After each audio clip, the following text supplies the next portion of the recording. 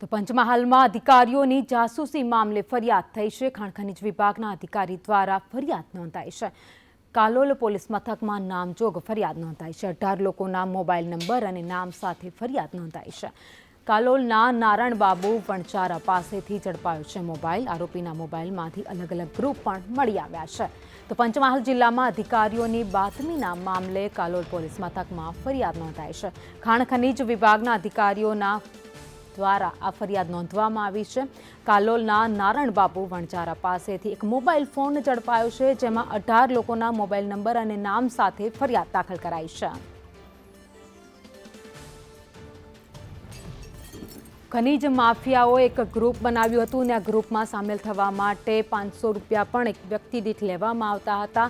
જોકે સમગ્ર મામલે અધિકારીઓની રેકી પણ કરતા હતા કે કયા અધિકારીઓ ક્યાં જાય છે અને એ પ્રમાણે એ લોકો ખનીજ ચોરી કરવાનો આખો પ્લાન બનાવતા હતા। જોકે સમગ્ર ઘટનાની જાણ થતાની સાથે જ ખાણ ખનીજ વિભાગના અધિકારીઓ દ્વારા ફરિયાદ નોંધવામાં આવી છે। કાલોલ પોલીસ મથકમાં નામજોગ ફરિયાદ નોંધવામાં આવી છે અને એક વ્યક્તિ પાસેથી મોબાઈલ ફોન ઝડપાયો છે, જેમાં 18 લોકોના મોબાઈલ નંબર અને નામ સાથે આ ફરિયાદ નોંધાઈ છે।